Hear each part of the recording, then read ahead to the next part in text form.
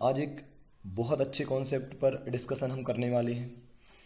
ये क्वेश्चन मेरे हिसाब से प्रोसेस कॉस्टिंग का सबसे अच्छा क्वेश्चन होगा, मतलब इससे ज़्यादा लेवल कोई और क्वेश्चन का तो मेरे हिसाब से अपने सिलेबस में नहीं है।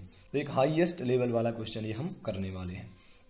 अगर आईपीसीसी के एंगल से देखें तो यही क्वेश्चन प्रैक्टिस मैनुअल में दिया हुआ है। प्रैक्टिस मैनुअल का क्वेश्चन नंबर 2 एक बार ये क्वेश्चन एग्जाम में भी पूछा गया है। अपने नोट्स के एंगल से देखें तो ये क्वेश्चन नंबर 31 है।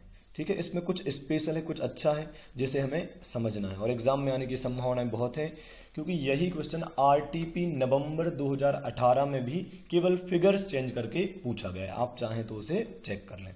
तो इस क्वेश्चन को पहले पूरे कॉन्सेप्ट को हम अच्छे से समझेंगे, फिर क्वेश्चन लगाएंगे। उसके बाद आपसे रिक्वेस्ट है कि आप इस पूरे वीडियो को वॉच करने के बाद आप पूरा क्वेश्चन खुद से सॉल्व करके देखना, और फिर एक और क्वेश्चन जो आरटीपी में आया हुआ है वो भी आपको करके देखना है। ठीक है, चलिए तो स्टार्ट करते हैं। पहले आपको थोड़ा सा रफ आइडिया देता हूं। देखो, अपन ने प्रोसेस कॉस्टिंग चैप्टर पढ़ा, उसमें कुछ तो होते हैं नॉर्मल क्वेश्चंस, मतलब जिनमें WIP नहीं होता है। ठीक है, दूसरा अपन ने कुछ ऐसे क्वेश्चन पढ़े जिनमें WIP होता है। ठीक बात है, जिसे हम बोलते थे कॉन्सेप्ट ऑफ इक्विवेलेंट प्रोडक्शन, क्योंकि हमें उसमें स्टेटमेंट ऑफ इक्विवेलेंट प्रोडक्शन बनाना होता था। ठीक है, अब इन क्वेश्चंस को हम कैसे करते थे, या तो फीफो मेथड से या फिर वेटेड एवरेज मेथड से, कोई एक मेथड फॉलो करके हम क्वेश्चंस को सॉल्व किया करते हैं। ठीक है, अब उसमें आज तक हमने जितने भी क्वेश्चन करे हैं वो हैं प्रिपरेशन ऑफ प्रोसेस अकाउंट 1। ध्यान से सुनना, आपने ध्यान नहीं दिया होगा पर आज ध्यान देना। आपने जितने भी क्वेश्चन अभी तक इक्विवेलेंट प्रोडक्शन के करे हैं उनमें आपने हर बार बनाया है प्रोसेस अकाउंट 1 या प्रोसेस अकाउंट ए, मतलब फर्स्ट प्रोसेस अकाउंट। आज हम बात करने वाले हैं preparation of middle process account. Middle process account मतलब प्रोसेस बन के बाद वाला और फिनिश गुड के पहले वाला। ठीक बात है, जैसे कि या तो प्रोसेस 2 का हो या प्रोसेस 3 का हो, कुल मिलाकर प्रोसेस बन के बाद में कुछ भी तो मिडिल कहलाएगा, है ना। प्रोसेस 2 प्रोसेस 3 ऐसा कुछ है ना। ओके, अब इसमें स्पेशल क्या है सर? स्पेशल ये है कि इसमें इन्वॉल्वमेंट होगा 2 टाइप के मटेरियल का। कितने टाइप के मटेरियल का? 2 टाइप के मटेरियल का इन्वॉल्वमेंट होगा। एक तो वो मटेरियल जो प्रीवियस प्रोसेस से आया है, material came from previous process, जो पिछली प्रोसेस से आया है। ठीक बात है, और material introduced in the current process, जो करंट प्रोसेस में हमने इंसर्ट करा है वो हो जाएगा। कैसे? एग्जाम्पल के माध्यम से समझते हैं। जैसे अपन अभी खड़े हैं कहां पर? प्रोसेस 3 में। अपन कौन लोग हैं? अपन प्रोसेस 3 वाले लोग हैं। अपना आउटपुट कहां जाएगा? प्रोसेस 4 में जाएगा, और अपन को इनपुट कहां से मिलता है? प्रोसेस 2 से मिलता है। ठीक बात है। अब प्रोसेस 2 से हमें जो मटेरियल मिलेगा, अपन कौन है? प्रोसेस 3। अपन को प्रोसेस 2 से जो मिलेगा उसे कहा जाएगा मटेरियल ए। ये हो गया मान लो एक टाइप का मटेरियल। ठीक है, ये मटेरियल एक मन से नाम दे रहा हूं। ठीक बात है, नॉर्मली किताबें यही नाम देना प्रेफर करती हैं। तो ये हो गया सपोज मटेरियल ए, जो प्रोसेस 2 से हमें मिला है, इनपुट हमारे लिए हो गया। और मटेरियल बी कौन सा? प्रोसेस 3 में हम खड़े तो उसमें भी तो कुछ मटेरियल लग सकता है। तो मान लो प्रोसेस 3 में कोई और मटेरियल लग रहा है तो उसे हमने नाम दिया है मटेरियल बी।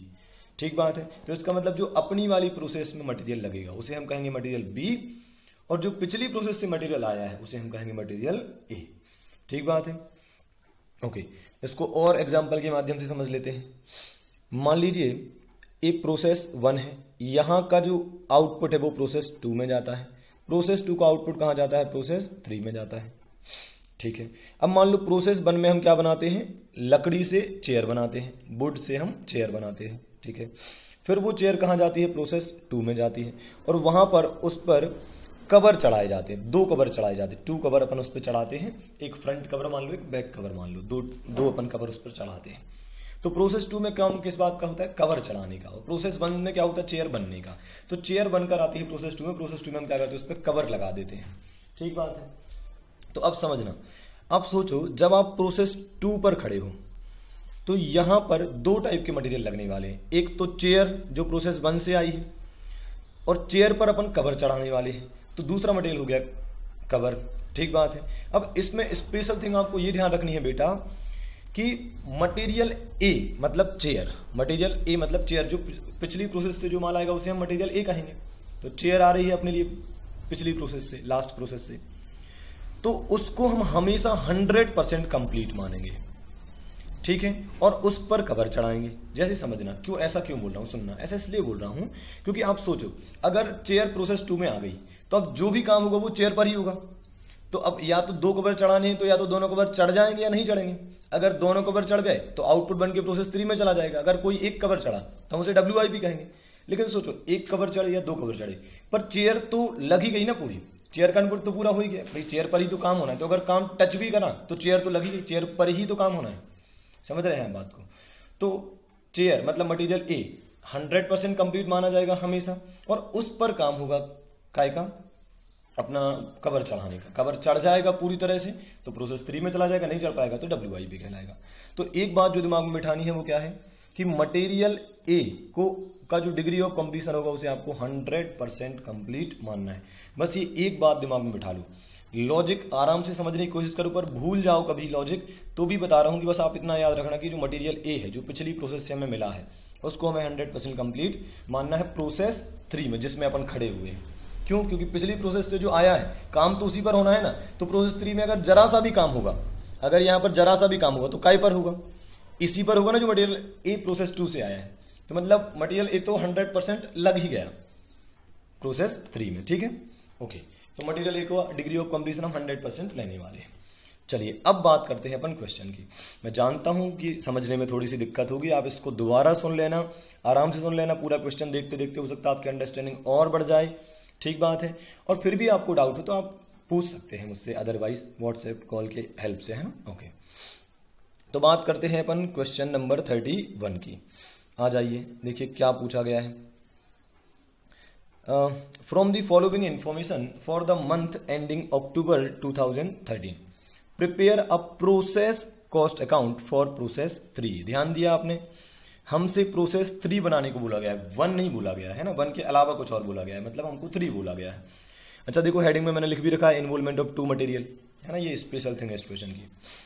और मजे की बात क्या है, फीफो मेथड। तो क्वेश्चन अपने आप में स्पेशल क्यों है? एक तो इन्वॉल्वमेंट ऑफ 2 मटेरियल होना है, ऊपर से फीफो मेथड लगानी है, और भी कई अच्छी बातें आपको इस क्वेश्चन में सीखने मिलेंगी। देखिए क्या लिखा है, ओपनिंग WIP कितना है 2000 यूनिट एट ₹25,750। ठीक है। ट्रांसफर फ्रॉम प्रोसेस 2, अपन लोग कौन है प्रोसेस 3, अपन को प्रोसेस 3 बनाना है, तो अपन कौन है प्रोसेस 3। प्रोसेस 2 से हमें क्या मिला है 53,000 यूनिट 4,11,500 की। इसे हम क्या नाम देंगे बताइए। इसे हम नाम देंगे मटेरियल ए, क्योंकि पिछली प्रोसेस से जो हमें मिलेगा उसको हम नाम देंगे material A. Transfer to warehouse, मतलब जो कंप्लीट हो गई, कंप्लीट जो हो गई उनको हमने वेयर हाउस में ट्रांसफर कर दिया। कितना 48,000 यूनिट। ठीक है, तो प्रोसेस 3 से प्रोसेस 4 में गई होंगी। ठीक है। क्लोजिंग WIP कितना बचा है प्रोसेस 3 का 5,000 यूनिट। ठीक है। Unit scrapped 2,000 unit. ठीक है। और direct material added in process 3, direct material added in process 3, अपनी वाले प्रोसेस अकाउंट में जो मटेरियल लगा है वो कितना है 1,97,600 का। इसे हम क्या नाम देंगे मटेरियल बी। ठीक बात है। डायरेक्ट वेजेस कितना लगा है 97,600। प्रोडक्शन ओवरहेड मतलब मैन्युफैक्चरिंग ओवरहेड कितने लगे हैं 48,800 के। बहुत अच्छा। डिग्री ऑफ कंप्लीशन एकदम क्लियर कट टेबल बनाकर दिया है। ओपनिंग WIP के percentage, material, labour, overhead, closing stock का भी, आप क्लोजिंग WIP का भी परसेंटेज क्लियरली दिया है, स्क्रैप का भी परसेंटेज दिया है। हालांकि ये स्क्रैप का परसेंटेज तभी काम में आता है जब आपको क्या हुआ है एबनॉर्मल लॉस हुआ है। ठीक है। अच्छा, आपने ऑब्जर्व करा कि जो लेबर ओवरहेड है उनके जो परसेंटेज है वो सेम दिए हैं, लेबर में भी वही परसेंट है और ओवरहेड में भी वही परसेंट है। तो ऐसे केस में हम लेबर और ओवरहेड का जो भी कैलकुलेशन है वो कंबाइन कर सकते हैं। ठीक बात है। और आगे लिखा है कि जो नॉर्मल लॉस होगा आपका वो 5% ऑफ प्रोडक्शन होगा। ठीक है, 5% ऑफ प्रोडक्शन होगा। ध्यान दो, इनपुट नहीं लिखा है, इनपुट नहीं लिखा है। प्रोडक्शन मतलब क्या, opening WIP plus input minus closing WIP। ठीक बात है। तो opening WIP plus input minus closing WIP, ये क्या हो जाएगा आपका प्रोडक्शन। ये भी इस क्वेश्चन में स्पेशल बात है, ऐसी बात कहीं और क्वेश्चन में नहीं पूछी है। ठीक है, बच्चे जल्दबाजी में इनपुट ले लेंगे, गलत हो जाएगा। तो 5% आपको काय का लेना है, opening WIP plus input minus closing WIP। भाई इतना अधूरा था, इतना और लगाया, आखिरी में अधूरा केवल इतना ही बचा, मतलब बाकी का बन गया। ठीक है, ओके। चलो अब शुरू करते हैं सॉल्यूशन। बहुत आराम से बात करेंगे, आप फोकस्ड रहना। सबसे अच्छा क्वेश्चन हम प्रोसेस कॉस्टिंग का कर रहे हैं। सबसे पहले बात करते हैं हम प्रोसेस 3 अकाउंट बनाना है हमको। ठीक बात है सर, बहुत अच्छा। प्रोसेस 3 अकाउंट बनाना है हमको। To balance BD 2000 unit WIP की थी, ठीक बात है। तो बीडी के नाम से लिख दो या फिर आप ओपनिंग WIP लिख दो, जिसका अमाउंट था 25,750, इस पर कोई डाउट नहीं है। प्रोसेस टू अकाउंट से क्या आया है, 53,000 यूनिट आई है, 4,11,500 रुपये की है। इस प्रोसेस में जो मटेरियल लगाया गया वो कितना है, 1,97,600 रुपये है। डायरेक्ट वेजेस कितना है, 97,600 है। प्रोडक्शन ओवरहेड कितना है, 48,800। ये सब गिवन है ना, आप आराम से कर सकते हैं, कुछ भी दिक्कत नहीं है, ठीक है। नॉर्मल लॉस 2500 यूनिट, और उन्होंने कहा था कि नॉर्मल लॉस बिक जाएगा, नॉर्मल लॉस बिकेगा 3 रुपये पर यूनिट के हिसाब से। तो 2500 यूनिट 3 रुपये के हिसाब से हो जाएगा 7500 रुपये, ठीक है। प्रोसेस 4 की बात करें तो प्रोसेस 4 का कैलकुलेशन हमें करना पड़ेगा। तो 48,000 यूनिट है जो बनी है, 48,000 है जो कंप्लीट हुई है, ऐसा क्वेश्चन में बताया था। और जो WIP में है वो है 5,000 यूनिट। तो यार ये तो टेंशन हो गया। कैसे टेंशन हो गया, मतलब अच्छा हो गया कि भाई 2,000 ओपनिंग WIP था, 53,000 हमने इनपुट डाला है ना, और 2500 यूनिट का नॉर्मल लॉस होना चाहिए था, और 48,000 बन गई और 5,000 अभी भी बचा है। इसका मतलब कहीं ना कहीं 500 यूनिट ज़्यादा बन गई। आप कैलकुलेटर पर एक बार चेक करके देख लेना कि भाई 500 यूनिट एक्स्ट्रा बन गई है। नॉर्मल लॉस जो 2500 होना था वो 2,000 ही हुआ होगा, 500 यूनिट एक्स्ट्रा बन गई है, तो अब नॉर्मल गेन हो गया 500 यूनिट का। अब हमें करना क्या है सर, हमें वही एज यूजुअल 3 चीज़ों का वैल्यूएशन करना है। जो यूनिट बनकर आगे ट्रांसफर हुई उनका वैल्यूएशन, जो क्लोजिंग WIP में है उनका वैल्यूएशन, और जो अब नॉर्मल गेन हुआ है उनका वैल्यूएशन। इसी के लिए हम बाकी के स्टेटमेंट बनाते हैं। तो देखो आपने ऑब्जर्व किया क्वेश्चन में एक और बात स्पेशल है कि अब नॉर्मल गेन भी दिया है। तो मतलब काफ़ी सारी अच्छी बातें कलेक्ट करके इस क्वेश्चन में दी गई हैं। काफ़ी सारी और चीज़ें भी आपको ये क्वेश्चन सिखाता है ना। चलिए, तो प्रोसेस अकाउंट तो नॉर्मल वैसे ही बनाया है जैसे कि हमेशा बनाते थे, कुछ भी दिक्कत नहीं है। अब देखते हैं कि डिफरेंस क्या है भाई नॉर्मल क्वेश्चंस में और इसमें डिफरेंस क्या है। चलो देखते हैं। तो आ जाते हैं स्टेटमेंट ऑफ इक्विवेलेंट प्रोडक्शन पर, ठीक है। स्टेटमेंट ऑफ इक्विवेलेंट प्रोडक्शन पर, ठीक है। देखो यहाँ लिखा है input item opening stock 2,000 unit, process 2 से कितना आया 53,000, ठीक है, बहुत अच्छा। आउटपुट की बात कर लेते हैं। ध्यान रखो हम फीफो मेथड से कर रहे हैं, प्लीज फोकस। फीफो मेथड से हम क्वेश्चन कर रहे हैं, ठीक है। तो फीफो मेथड में जो आउटपुट होता था उसको बाइफरकेट करके दिखाते थे। फीफो मेथड में जो आउटपुट होता है उसे बाइफरकेट करके दिखाते हैं। तो ओपनिंग WIP 2,000 यूनिट और 40,000 न्यू वाली यूनिट, मतलब टोटल यूनिट कितनी कंप्लीट हुई थी 48,000, 48,000। तो उसमें 2,000 कौन सी बनी होंगी, पहले ओपनिंग WIP वाली अधूरी वाली पहले कंप्लीट हुई होंगी फीफो मेथड से, और जो बची हुई 46,000 है वो जो नई इनपुट करी थी मतलब 53,000 उसमें से कंप्लीट हुई होंगी, ठीक बात है। Okay, normal loss 2500 unit, closing WIP 5,000 unit, total हो गया 55,500। एबनॉर्मल गेन है 500, तो उसको हटा दीजिए, तो ये 55,000 यूनिट, ये 55,000 यूनिट का काम तो हो गया खत्म। इसमें भी कुछ नया नहीं है, अभी तक जैसा करते थे वैसा ही है। अब ध्यान से सुनो, अब हमें बनाने पड़ेंगे 4 कॉलम। मटेरियल ए का एक कॉलम, मटेरियल बी का एक कॉलम।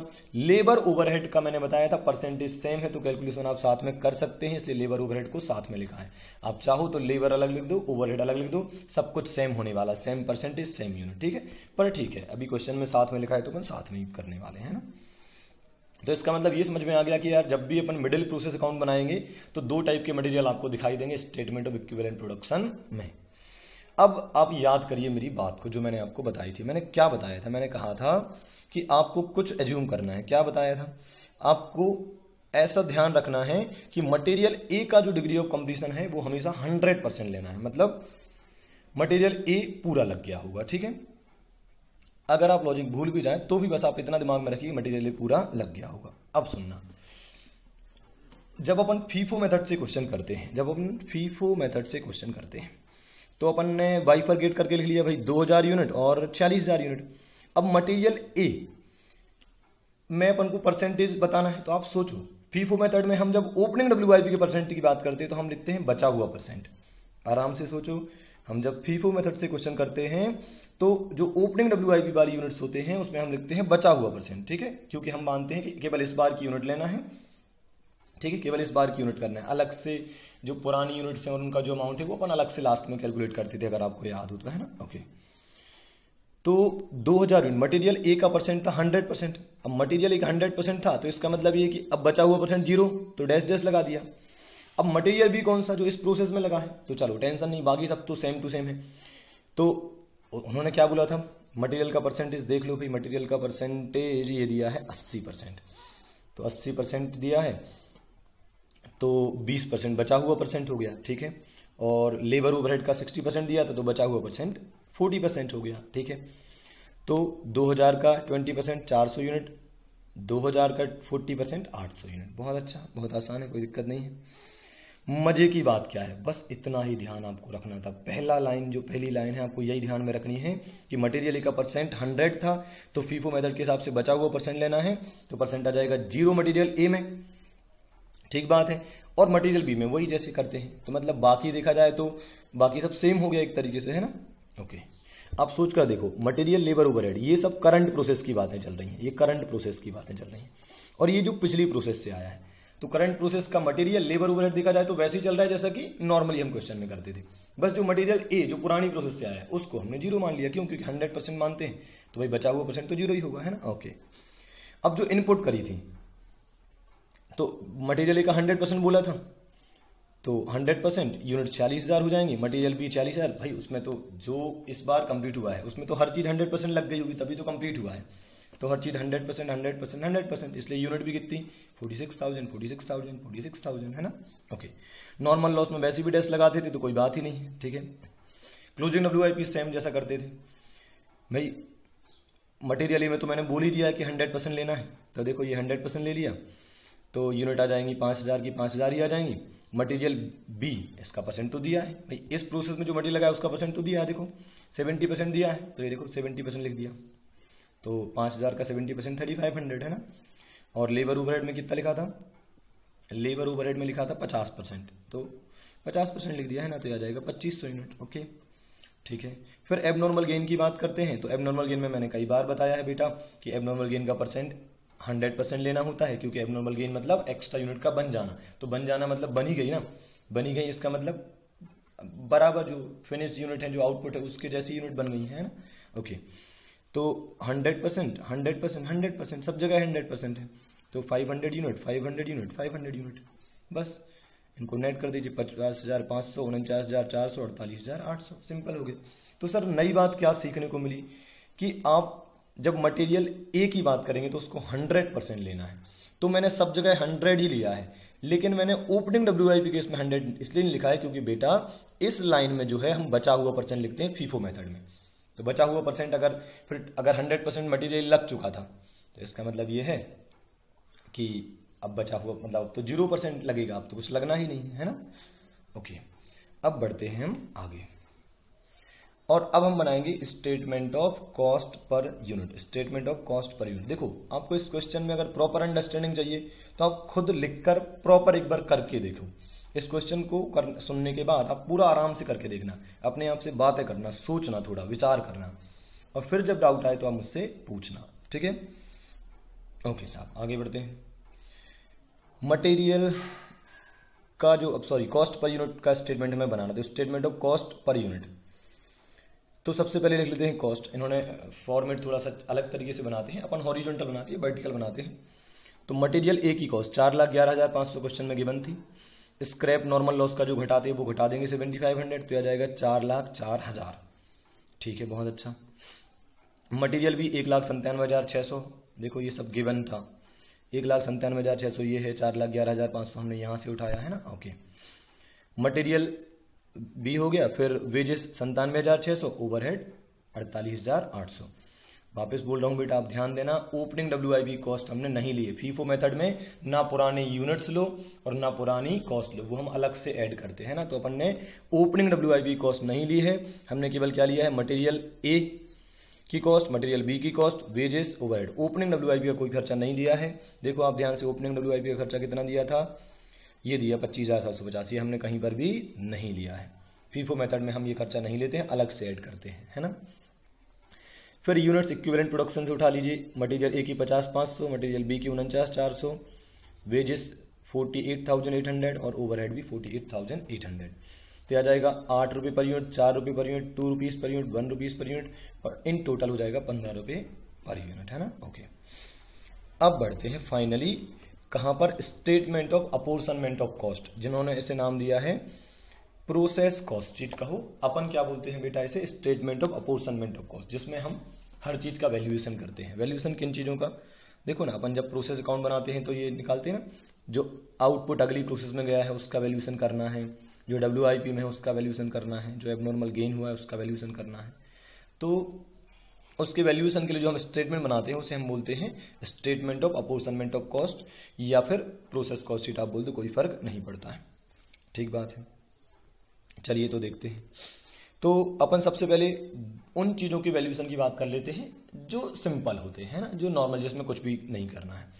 जैसे कि एबनॉर्मल गेन, भाई 500 यूनिट है, हर एंगल से, चाहे मटेरियल के ए के एंगल से देखो, बी के एंगल से, वेजेस ओवरहेड किसी भी एंगल से देख लो, है ना, देख लो, आप चेक कर लो भाई एक बार। ये देखो 500 500 500, हर एंगल से 500, तो एक ही बार 500 यूनिट लिखो, इंटू 15 रुपये पर यूनिट मल्टीप्लाई कर दो, हो गया 75,000, कुछ भी नहीं, बड़ा आसान। फिर क्लोजिंग WIP, ये भी बहुत अच्छा है। यूनिट्स उठा लो, कहाँ से, यूनिट्स वाले स्टेटमेंट से देखो, कहाँ पर गया अपना, ये रहा क्लोजिंग WIP, 5,000 3500 और 2500 और 2500 लेबर ओवरहेड की। तो देखो 5,000 3500 2500 2500, है ना, और मल्टीप्लाई कर दो अपन कॉस्ट पर यूनिट से, 8 4 2 1, मटेरियल ए का 8 था, मटेरियल बी का 4 पर यूनिट था, है ना, उससे मल्टीप्लाई कर दिया तो आपके अमाउंट आ जाएंगे 40,000 14,000 5,000 2,500, सब मिलाकर हो गया 61,500 61,500। तो ये तो सब नॉर्मल है। वेटेड एवरेज में भी ऐसा ही होता था, फीफो में भी ऐसे ही होता था, कैसा भी कर लो यही सब होता था, है ना। मेन वैल्यूएशन जो होता है वो काय का होता है, आउटपुट का जो आगे ट्रांसफर हुआ है, काय का, आउटपुट का जो आगे ट्रांसफर हुआ है। चलो तो अब उसी की बात करते हैं। आउटपुट जो आगे ट्रांसफर हुआ है उसके दो पार्ट होंगे भाई। 48,000 यूनिट थी, अगर आपको याद हो तो कितनी यूनिट थी, 48,000 यूनिट थी। 48,000 के दो पार्ट, एक तो 46,000 जो इस बार ही कंप्लीट हुई है, और 2,000 यूनिट जो ओपनिंग WIP की थी, है ना। तो पहले बात कर लेते हैं सिंपल वाले पार्ट की, 46,000 यूनिट, ये तो इसी बार कंप्लीट हुई है, सब कुछ इसमें इसी बार लगा है, चाहे वो मटेरियल ए हो, चाहे मटेरियल बी हो, चाहे जो भी हो, है ना, सब कुछ लगा है। तो 15 से हमने मल्टीप्लाई कर दिया तो आ गया 6,90,000। अब बची 2,000 यूनिट, तो 2,000 यूनिट में क्या करें हम भाई, पहले तो क्या करते हैं, अच्छा 2,000 यूनिट के दो पार्ट होंगे, कितने पार्ट होंगे, दो पार्ट। एक तो इसमें कौन सी कॉस्ट होगी, ओल्ड वाली, और एक होगी न्यू वाली। न्यू वाली मतलब जो इस बार लगी, ओल्ड वाली मतलब जो पिछली बार अधूरा रह गया था ना, तभी तो इस बार ओपनिंग WIP, तो जो पिछली बार खर्चा हुआ था वो ओल्ड खर्चा, जो इस बार हुआ वो न्यू खर्चा। तो एक काम करते हैं, पहले न्यू की बात करते हैं। न्यू का वैल्यूएशन देखो ये दिया है, कैसे, यूनिट्स उठा लिया आपने 400 800 800, और मटेरियल हित की तो यूनिट्स थी नहीं सर, आपको वैसे पता, अरे देखो ना बेटा कहाँ गया, ये रहा, मटेरियल ए की यूनिट्स है ही नहीं, ठीक है। फिर मटेरियल बी की 400, लेबर की 800 और ओवरहेड की 800। भाई यूनिट तो हम यूनिट वाले स्टेटमेंट से उठाते हैं। देखो मटेरियल बी की 400 यूनिट, मटेरियल ए की हमने ली नहीं क्योंकि थी नहीं, वेजेस की 800 और ओवरहेड की 800।